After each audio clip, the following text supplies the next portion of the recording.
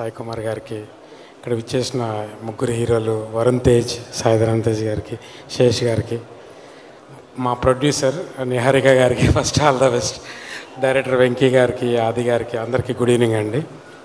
మీరు ఇప్పుడు విన్న పాట ముందు అనుదీప్తో నాకు హనుమాన్లో రాశాను అనమాట, హనుమాన్లో టైటిల్ సాంగ్. సో తర్వాత తను ఒకరోజు ట్యూన్ పంపించాడు, మీరు ఒకసారి విని నాకు చెప్పండి అంటే వినగానే ఇమీడియట్గా రైటింగ్ దిస్ అని చెప్పాను. ఇంకా అసలు కమర్షియల్స్ ఇంకేం మాట్లాడలేదు.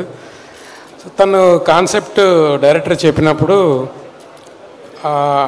ఈ పాట అంటే నేను ఇది ఎప్పటికి నిలిచిపోయేలా రాయాలని ముందు అనుకోలేదు, బట్ నాకు గుర్తొచ్చింది, గుర్తుకొస్తున్నాయి సాంగ్.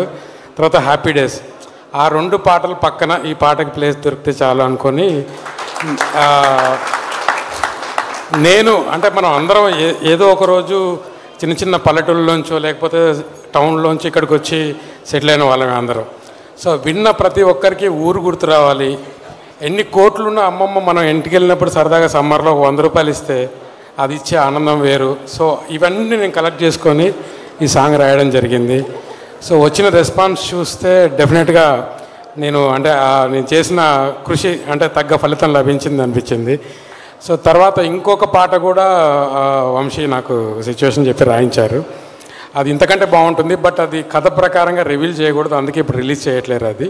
సో సినిమా రిలీజ్ అయిన తర్వాత ఆ పాటను కూడా ఈ పాట అంత పెద్ద హిట్ చేస్తారని నమ్ముతూ thank you Anudeep, thanks for giving me this beautiful tune.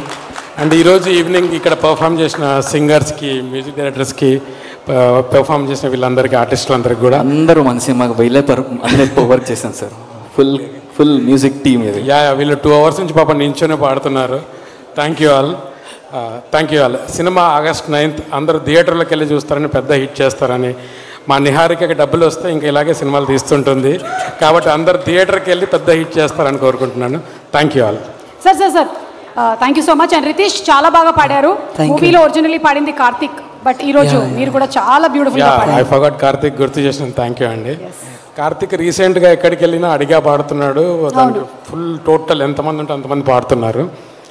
So తను అడిగా నేనే రాశాను అనమాట, అంటే సెల్ఫ్ ప్రమోషన్. సో తర్వాత ఈ సాంగ్ రికార్డ్ చేస్తున్నప్పుడు తను థియేటర్లోంచి బయటకు వచ్చి, రికార్డింగ్ థియేటర్లోంచి బయటకు వచ్చి, దేవుడు కనిపిస్తే ఆ లైన్ ఉంది కదా, మళ్ళీ వెళ్తాం మేమంతా చిన్ననాటికే, అసలు ఏడుపు వచ్చేసింది నాకు అని లిటరల్గా ఏడ్చాడు తను. సో మీనింగ్ చెప్పిన తర్వాత.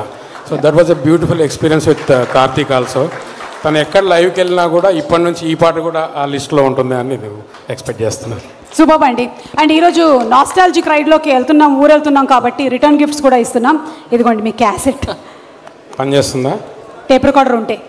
మీ వాయిస్ లేదుగా? అదైతే మేము ప్రొవైడ్ చేయలేదు. టేప్ రికార్డ్ నేను ఎలా తెచ్చుకుంటా? మీ వాయిస్ అయితే లేదుగా? నా వాయిస్ లేదండి, అప్పట్లో నా వాయిస్ లేదుగా, అప్పట్లో లేదు, అందుకని నేను రికార్డ్ చేయలేకపోయాను. తెలియట్లేదు, మీరు టీవీ పుట్టినప్పటి నుంచి ఉన్నారు మీరు. ఎస్, నా కోసమే టీవీని పుట్టించారు. అవును, కరెక్ట్ చెప్పారు.